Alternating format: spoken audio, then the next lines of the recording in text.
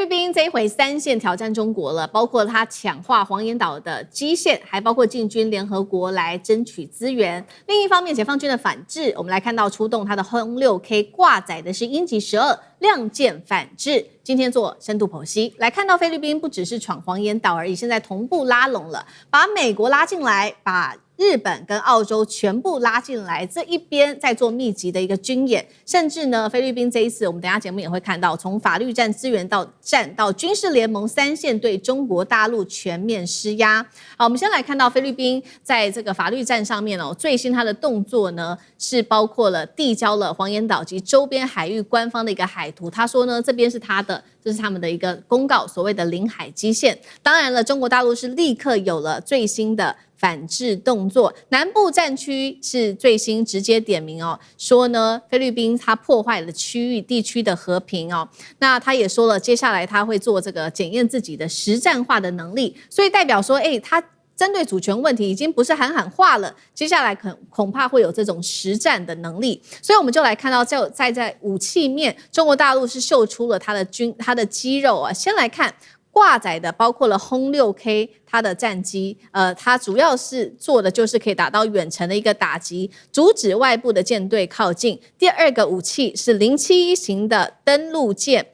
可以投送這些陸戰隊，還有這些氣墊船、2棲的裝備跟直升機等等。好，這個是前面2個武器。第3個，中國大陸秀的肌肉還包括056型的飛彈護衛艦，可以做到反潛、警戒等等。最後是它的飛彈驅逐艦的編隊，可以投送包括它的陸戰隊、氣墊跟2棲裝備跟直升機而已。今天我們要特別來關注到的是另外一款武器，特別的重要是它可以搭載的是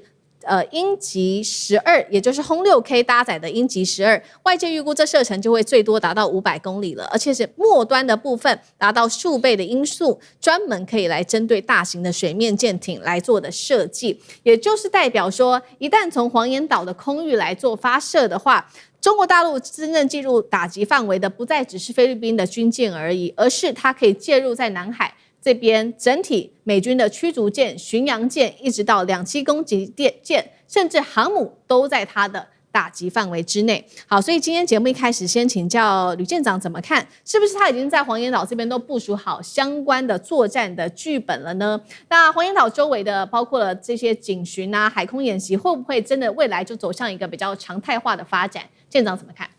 事實上我們現在看到的就是一個常態化的過程，幾乎每個禮拜那個都黃岩島附近，也就是中沙群島都在進行這一個聯合戰備警巡，那還不叫做常態化嗎？那但是菲律賓最離譜的，也就是它的一個有關於領海的部分啊，它都在不斷的長大。我們看到，其實最早以前，也就是美西戰爭的時候，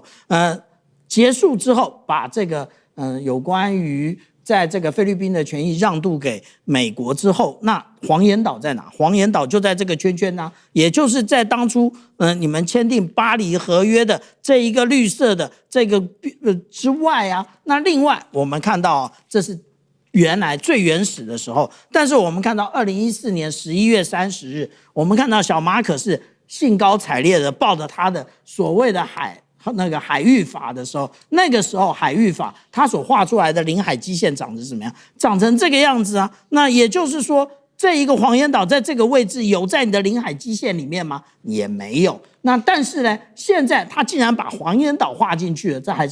這個就是不斷長大啊！那你憑什麼不斷長大？也就是你劃了這一個有關於這一個專屬經濟區之後，你就認為專屬經濟區內的這一些島嶼都是你的嗎？那我們來看中國大陸啊，其實中國大陸踩得非常的緊啊，也就是我們現在看到的這2張啊，這一張也就是我們看到的這一個直20J， 那它這一個飛越的這一個島嶼就是黃岩島，也就是現在是實質控制這個黃岩島的是中國大陸。另外，我們剛剛看到這後面一小點一小點的，也就是071綜合登陸艦。那這一次出現的是985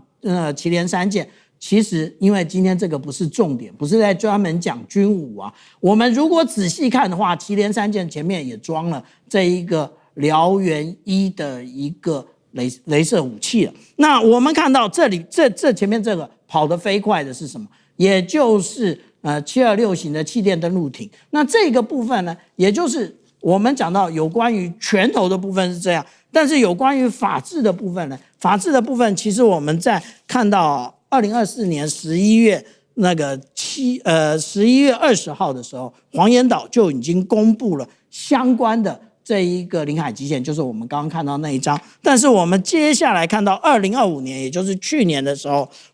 中國大陸的國務院把這個黃岩島變成国家級的自然保護區，然後它這一個如果不是你的領土，你會這樣做嗎？你不會這樣做的。所以實際控制黃岩島的是中國大陸。但是我們來看，為什麼菲律賓對於黃岩島這麼重視？那因為我們看到這張圖啊，也就是黃岩島跟這個永興島，以及我們看到楚碧永署還有美濟圍出來這個三角形，其實是南海的戰略三角。這個戰略三角，如果我們仔細看的話，也就是這3個黃點。這個是運油的重要孔道，所以現在霍姆茲海峽要收錢，未來菲律賓擁有這一塊的時候，是不是他也想收錢？好，這個是艦長幫我們特別提到，菲律賓在爭取這個法律戰要爭取在黃岩島，他認為是他的，這個是一招。那另外2招還包括了除了法律戰之外，還有資源戰。他現在也向聯合國申請說，他要往西巴拉望延伸大陸的礁岩，目的就是要取得這邊大批大量的這個石油的資源。最後是軍事結盟，聯合是美日澳等等的國家，等於第一島鏈這邊它全部都把它圍起來。那中國大陸的部分呢，則是做反制哦，從南海、東海跟西太平洋3線出拳。南海的部分就是我們剛剛特別提到的解放軍的轟6K，加上各種的艦艇。那西太平洋地區則是中俄有這個繞着日本在航行哦，包括出動了中國大陸的055啊、052D 飛彈驅逐艦等等。那宮古海峽這邊同樣也有所布局。楊老師怎麼看？目前菲律賓它依照所謂的聯合國海洋公約來鞏固自身的所謂的海洋權利，你怎麼看？我覺得站不住腳了。基本上2個層面呢。第一個，這個叫做大陸礁層這個外界界限委員會，我們英文叫做 CLCS。其實那個時候大概在2010年初的時候，我們也在釣魚台附近做了很多調查。因為他開會的時候，其實我們台灣當然不能參加，可是我們要準備所有好的這些資料證據。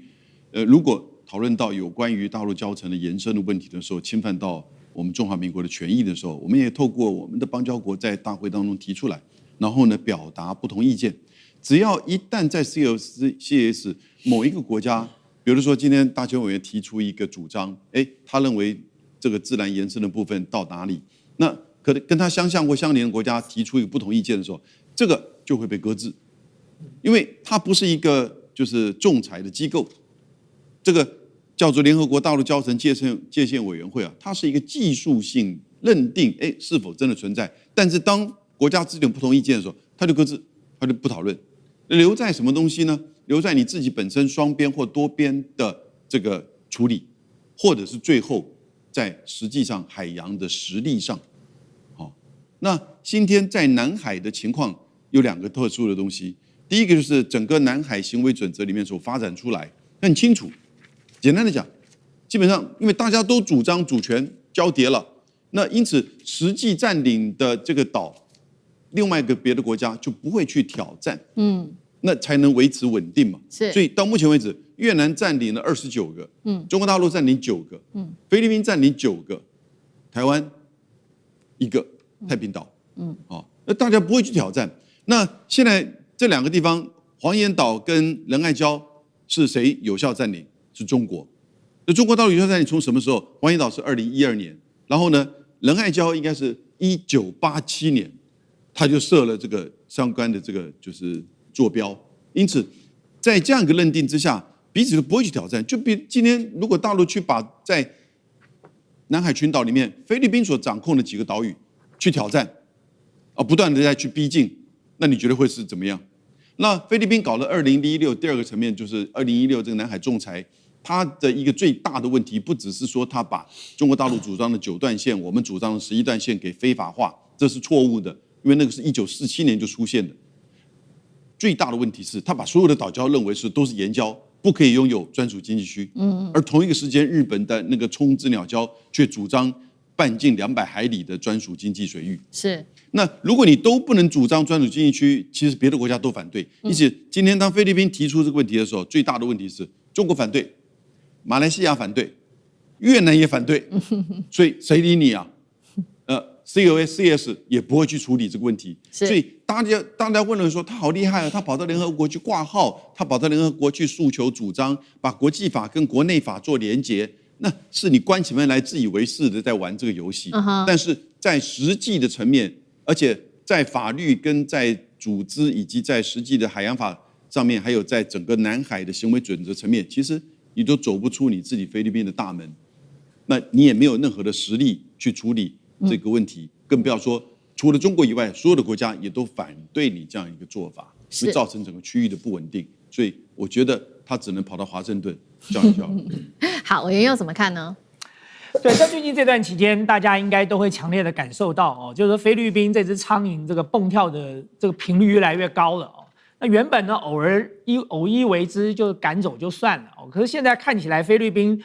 似乎這個不斷的在這個南海地區這個製造各式各樣的事端哦，所以顯然這不是菲律賓的問題哦，這是美國的問題。就是光是大家看看仁愛礁當時的那個馬德雷3號的碰瓷事件，你看菲律賓是在這個7月20日早上哦，這個亞洲時間早上9點發生這件事情，